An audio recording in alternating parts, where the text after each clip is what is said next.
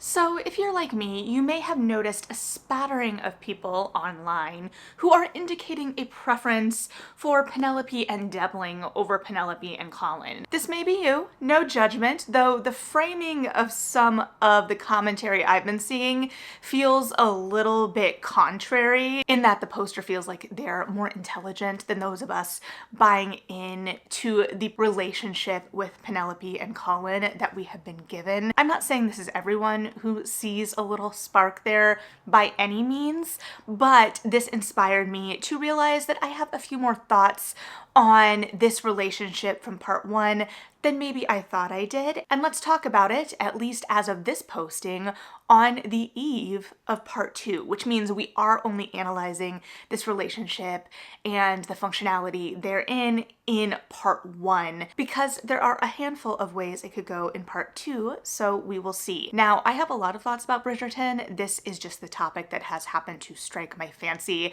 at the moment.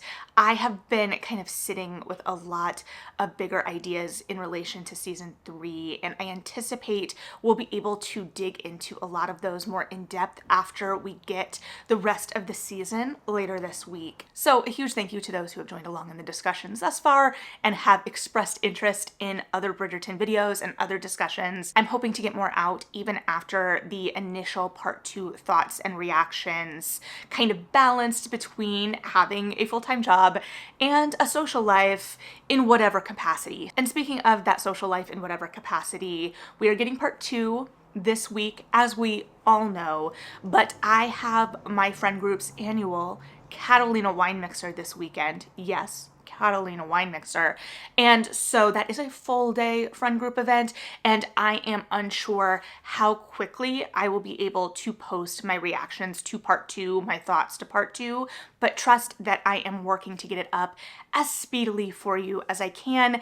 And I am so grateful to all of you who are interested in what I have to say, and hope that you will kind of hold on until I can get that up for you. And if you haven't yet subscribed, go ahead and do that, and then you will know when those part two thoughts do come out, and I will see you then. But stick around for a second, go ahead and like this video as well, and let's talk about the Lord Debling of it all in part one. So there are a couple of scenarios in the romance world that would position Debling as a romantic hero for Penelope, but we know within the world of Bridgerton that Colin is Penelope's romantic hero. So Debling is introduced as a foil, and if you were with me way back 2 years ago when we were kind of looking at Penelope and Colin as the leads of season three, and I was expressing my hopes therein, or we were looking at the kind of trope switch-ups that they had announced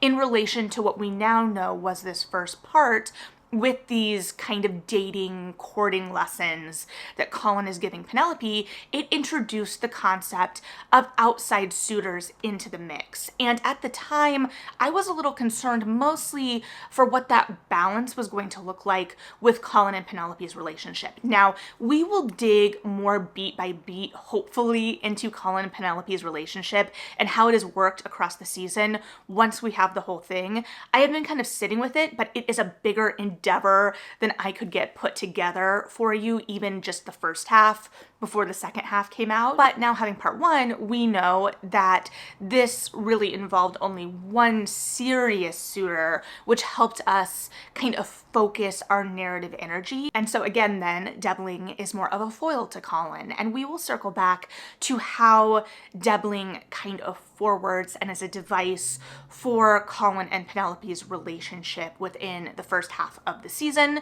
because that's what's going on. But this was a much more satisfying kind of setup than I think I was even anticipating, kind of putting my trust in that still, because we had a very serious suitor, and because he was a serious suitor and he had a fondness for Penelope, and he saw Penelope on the side of the ballroom and appreciated her for herself, didn't just see, to our knowledge, an easy mark in her as a wallflower, then we have legitimate competition for Colin, but we also have a setup that opens the door for people to see a spark there. And in another romance series, there is the potential that you wouldn't be wrong on catching a spark there. For instance, it could be a scenario where you have a romantic lead that is really caught up on her first infatuation, her childhood best friend's older brother, and can't let that go and thinks that is what she wants. Now, this is kind of a twist up because in certain scenarios,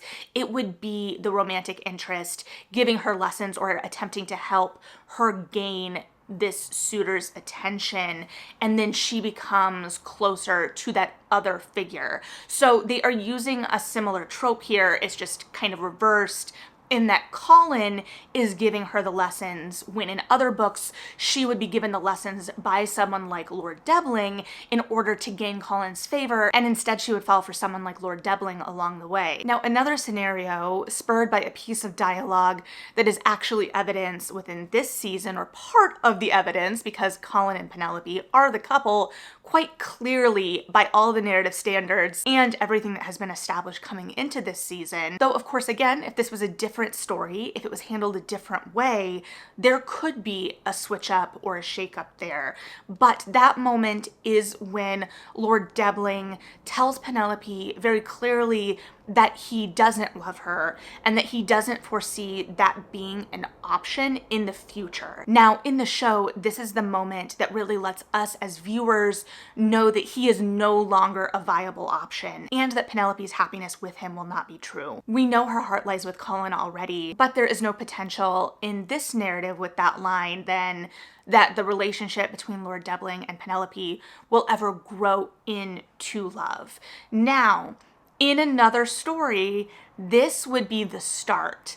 That would be the kind of impetus and the challenge. Your romantic lead, your hero, would set up this kind of emotional wall, kind of a walk to remember style, but reversed, right? In letting your other romantic lead, your heroine in this instance, know that there is never going to be love in this match. And this opens the door to a trope I happen to like quite a lot, your marriage of convenience trope, wherein you enter this marriage and this intimacy very early in the narrative, and then it's about getting your characters to that emotional revelation and to that moment of love. So there are times that that will work, and that is the story.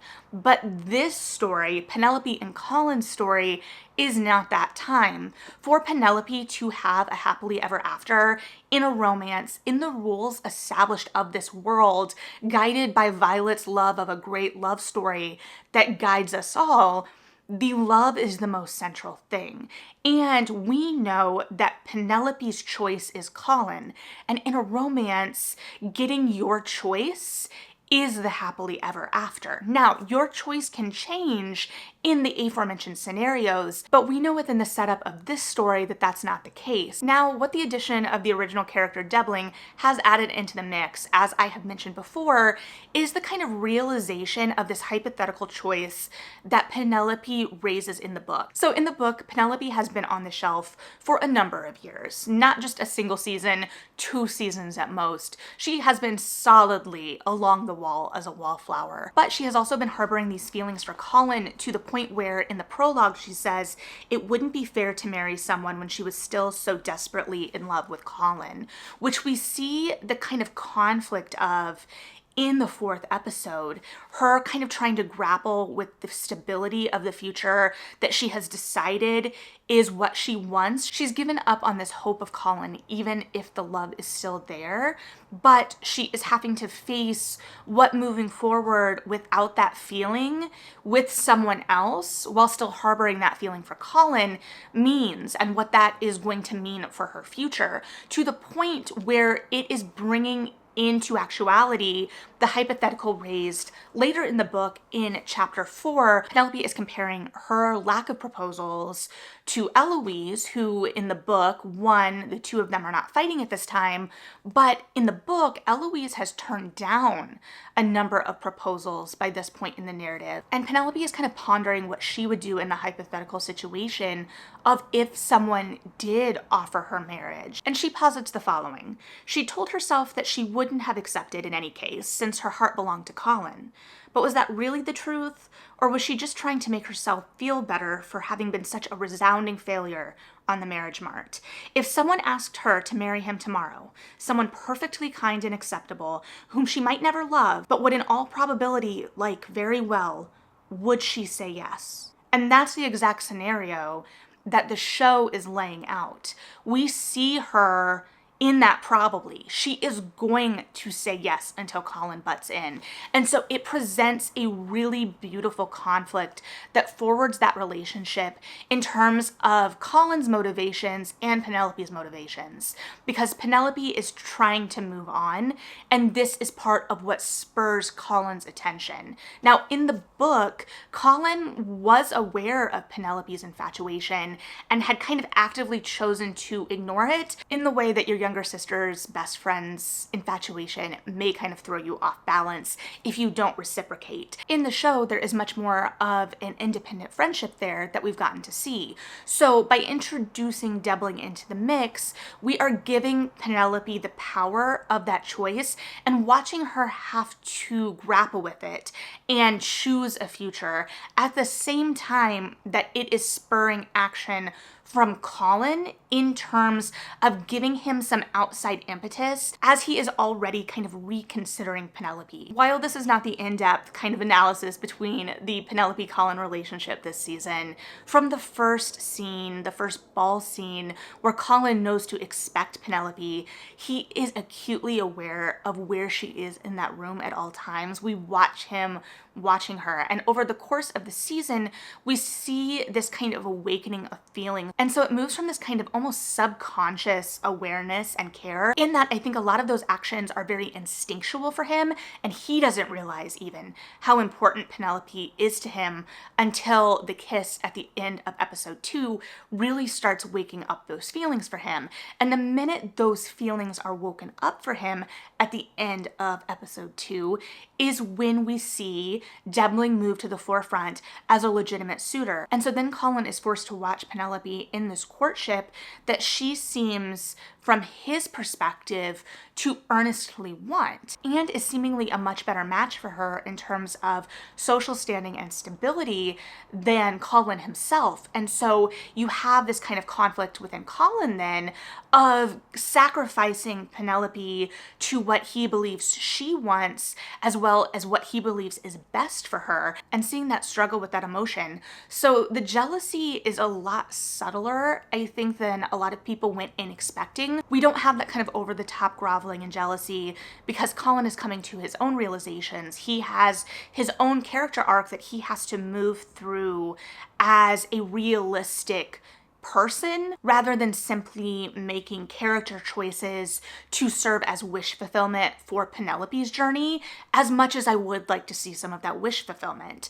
And I'm not saying that I don't see opportunity for some of that to play out later in the season, but in terms of the first half of the season, I think that it was a lot more restrained than a lot of people were expecting, and I feel like I'm tiptoeing very close to the line. I've been wanting to have a more in-depth discussion about the kind of internal versus external conflict that we see in Colin and Penelope's relationship, because it is a lot more internal than we saw with the likes of Daphne and Simon, and especially with the likes of Kate and Anthony, because especially with Hate to Love, there is a lot more action there. Even within the dialogue, there is a lot more inherent conflict. And so the nature of that conflict automatically feels like higher stakes then. Here we have a much more internal novel, especially at the beginning in this first half, that the show is reflecting. Though, of course, they had the opportunity to switch up the structure, but I think the addition of Debling, as previously discussed, is their attempt to play with this structure. And I'll be very interested to see, again, how it all falls out. But in the book, as I've mentioned before,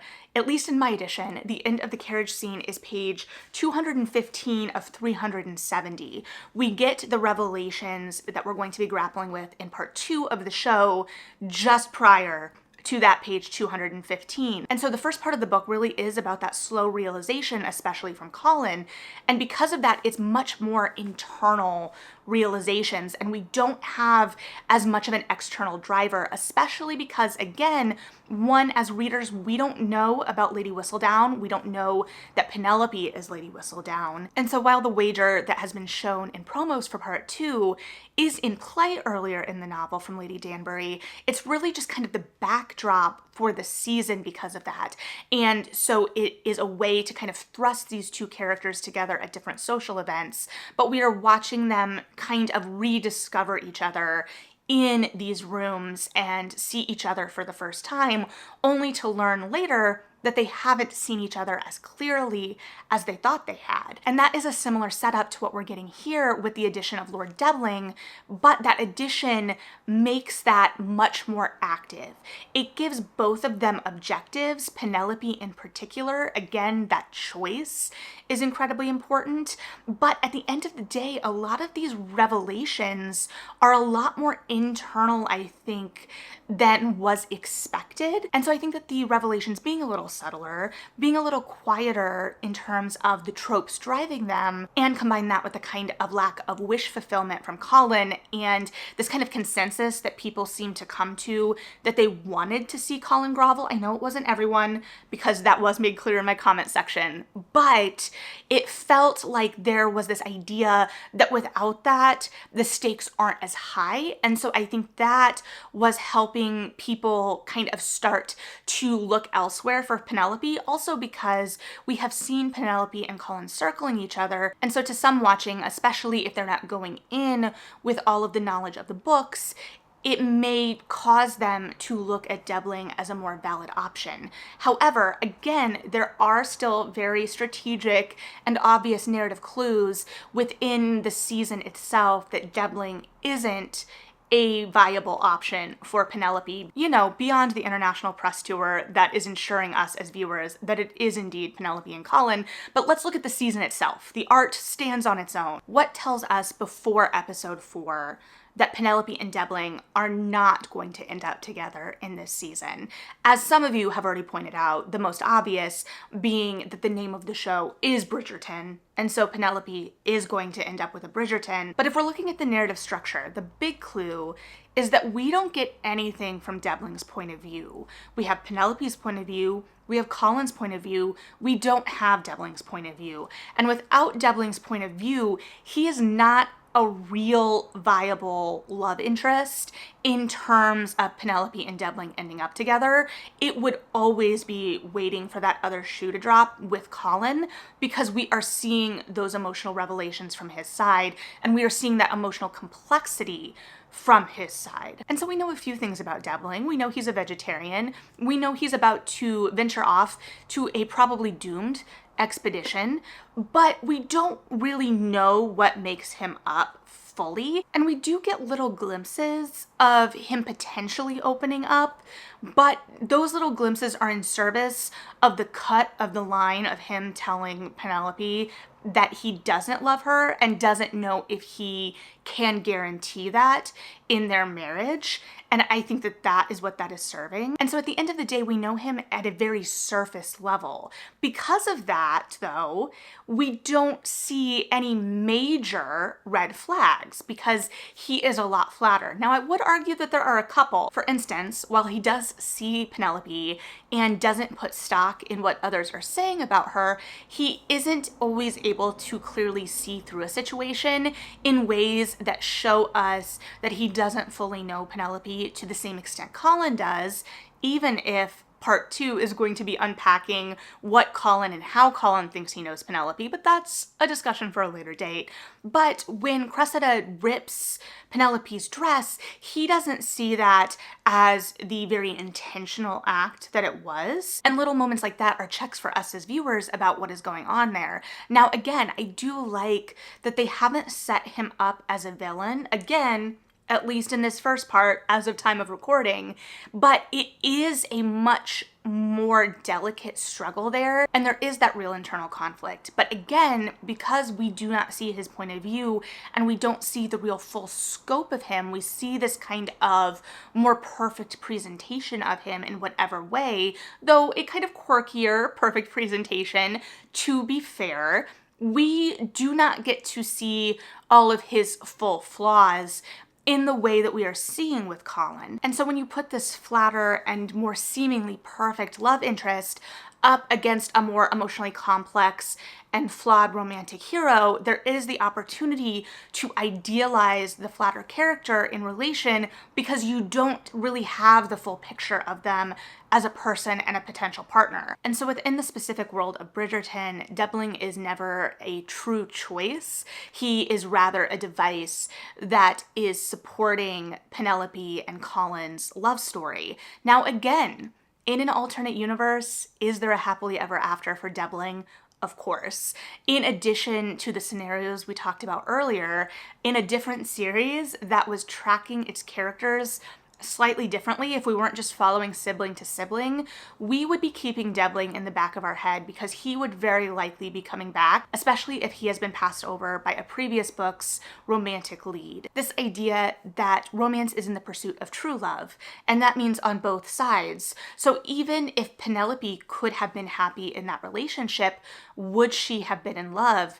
And we know, or at least we were told, that Debling would not have been in love. And that is not something that is a happily ever after for either party. So if I was reading this scenario in any other series, I would still be recognizing Penelope and Colin as the couple throughout the book, but I would be watching Debling and keeping track of him, especially through subsequent books, because whether the next book or the very end of the series, it would be very likely that he would be getting his own book, especially because now you're much more likely to plant your future love interests more specifically in your series than you did when Bridgerton was coming out, which also is relevant because Penelope was a character that had previously appeared in the Bridgerton books, obviously, but she was a fan favorite that earned her happily ever after partly because of that popularity, and I do think that that shows itself in the narrative sometimes, in that I don't think Quinn always knew exactly what she wanted to do with her. And so introducing Debling in the show fixes that and provides new opportunities. And in many ways, he is operating similarly to the prince, especially in season 1, though I do appreciate the character development we get for him here. Again, while we don't get his point of view, we do get enough to be intrigued by him and to see that spark and to keep our eye out for him to be circling the ballroom in the future. And maybe, just maybe, to get a happily ever after of his own in an alternate universe. But that is going to be all I have to say about the matter for now, because I think I've already talked more than I thought I was going to. But go ahead and like. If you are not yet subscribed, reminder, do that, and we will be connected for all of the future Bridgerton conversations we will have after part 2 drops. But as always, thank you so much for being here. Let me know your thoughts below. Read something good, and I will potentially not see you until the other side of Bridgerton Season 3 Part 2. So, see you on the other side, and yeah, bye.